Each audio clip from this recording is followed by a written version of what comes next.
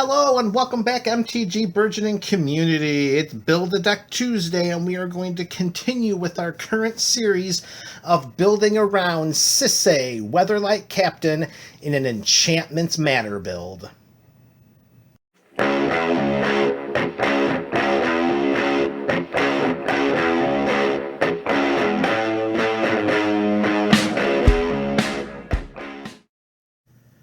Hello and welcome back, fans of MTG Burgeoning. Today we are going to continue building around Sisay Weatherlight Captain. If you missed the previous installment in this series, you can click on the link in the description below and it'll bring you right up to speed. So far we have included a core 12 cards in this Sisay Weatherlight Captain Enchantments Matter deck. And very briefly, let's review the cards that we've already included.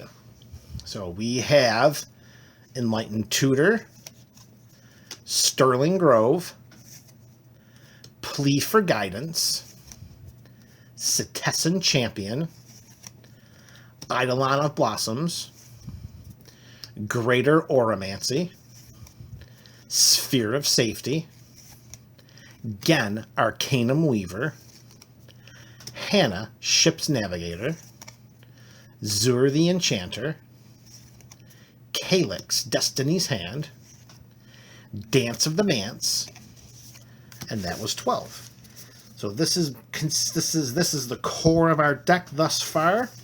And the next step we're going to take is we are going to include a nice, let's say, cycle of cards to help complement Sisay Weatherlight Captain's white, blue, black, red, green ability. And that is going to be by including the entire cycle of shrines. So the first cycle of shrines came out way back in the day in the Kamigawa series. So let's review those first before we talk about the core 2021 shrine. So the first one it's the white one. It's the Honden of Cleansing Fire. And all of these shrines are legendary enchantments, so we'll be able to tutor them up with Sisay. And at the beginning of our upkeep, we gain 2 life for each shrine we control. Okay, so that is shrine number 1. Shrine number 2, going in color pie order, we have the Honden of Seeing Winds.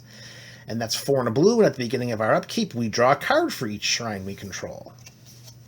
So getting these shrines into play is going to help us just by being able to gain life, draw cards, deal damage, create creatures. You'll see it's going to be a great way to further complement this Enchantments Matter deck. The next shrine is going to be Honden of Night's Reach. And at the beginning of our upkeep, target opponent discards a card for each shrine we control. That one's a pretty mean one. I've had that one target me multiple times, and I don't like it. so including that card in a deck of mine is a little nerve-wracking, so we'll leave it at that. Next shrine up is the Honden of Infinite Rage. At the beginning of our upkeep, Honden of Infinite Rage deals damage to target creature or player equal to the number of shrines we control, so pretty much any target. And the Honden of Infinite Rage is going to deal X damage. And the last original Kamigawa shrine is Honden of Life's Web. 4 and a green, at the beginning of our upkeep, we put a 1/1 colorless spirit creature token into play for each shrine we control. And that's something that bothers me. It's always bothered me throughout the entire history of Magic. You get a spirit token and it doesn't fly. How? How are you a spirit and you don't fly? I mean, you just can't walk around. You're a spirit. So I don't know what is up with that. If anyone else is bothered by that, let me know of your outrage in the comment section below. I can't be the only one that's miffed that spirits can't fly. How is that possible? All right, so the Honden of Life's Web concludes the Kamigawa set, the Kamigawa cycle of shrines. Now we're going to look at the core 2021 cycle of shrines. And just like with the Kamigawa, we're going to go color pie order, starting with Sanctum of Tranquil Light. In the Kamigawa cycle, they were Hondens, and here we have Sanctums, but they're all legendary enchantments. They're all shrines, so they're all going to play on each other. And Sanctum of Tranquil Light has an ability of 5 and a white to tap target creature. but this ability costs 1 less to activate for each shrine we control. So it's very likely that we can get this ability down to just tapping a single white to tap a creature. And the defensiveness of that is very, very valuable. Next up, we have Sanctum of Calm Waters. At the beginning of our pre-combat main phase, we may draw X cards, where X is the number of shrines we control, and if we do, we discard a card.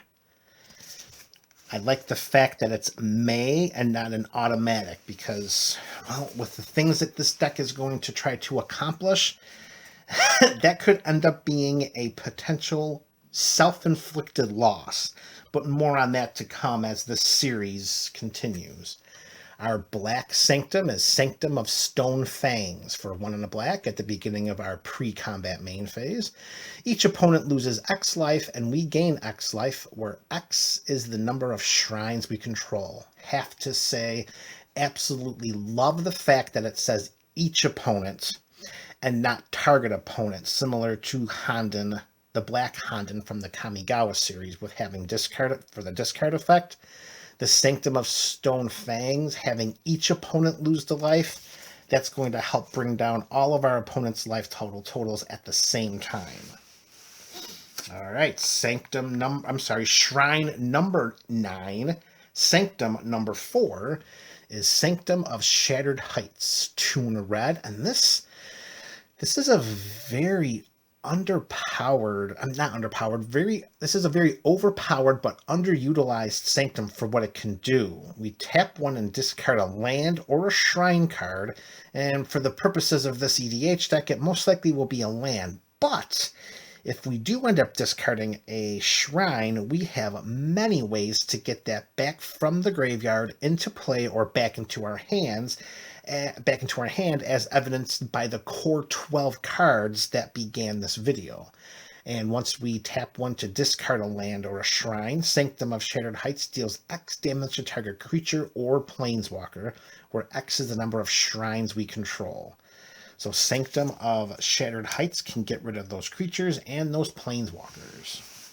All right, Shrine number 10, Sanctum number 5. It is Sanctum of Fruitful Harvest.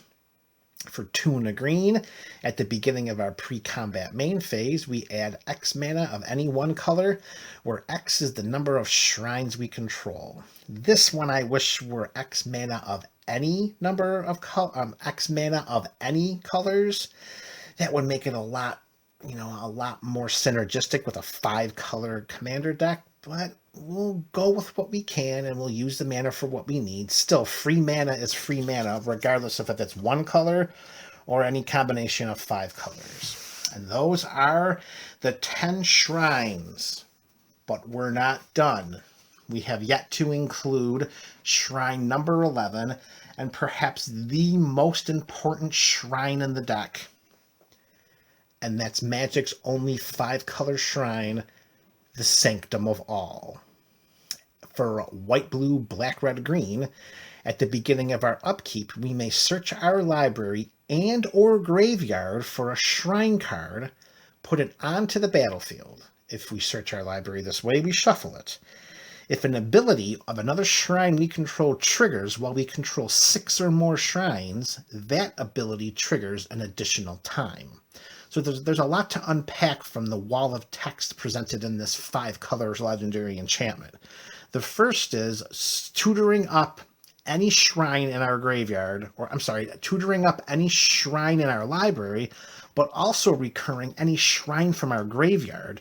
So let's say we used the red Sanctum over here, the Sanctum of Shattered Heights, and discarded a shrine right to the graveyard. At the beginning of our upkeep, we return that right into play with Sanctum of All. And additionally, if an ability of another shrine we control triggers, and as long as we have 6 or more shrines, that ability triggers twice. So that could be, we could get all 11 shrines out in play very quickly if Sanctum of All can hit the battlefield first. And for the purposes of setting up this part of the deck, if Sisay is in play, I have to think that target number 1 is Sanctum of All. Because once we can tutor for the Sanctum with Sisay and get it onto the battlefield, then each time our upkeep comes, we're pulling another shrine from our library, getting it out into play. And honestly, number 1 is most likely, I would say, target 1 is the Sanctum of All. Target 2, the Sanctum of Calm Waters.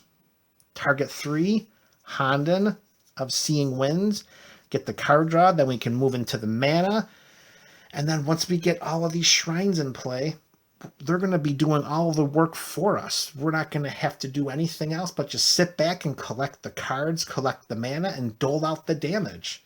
So including this shrine cycle to this 5 colors Sisay Weatherlight Captain Enchantments Matter deck is going to be a very powerful way in which to play the deck. But we're not done. We still have more to include, and that goes back to the MTG Burgeoning community. We have our core 12 cards. We have an 11 shrine cycle to include into this deck. Where do we go from here? This is MTG Burgeoning. Leave your suggestions in the comment section below, and let's look forward to the next installment of this series.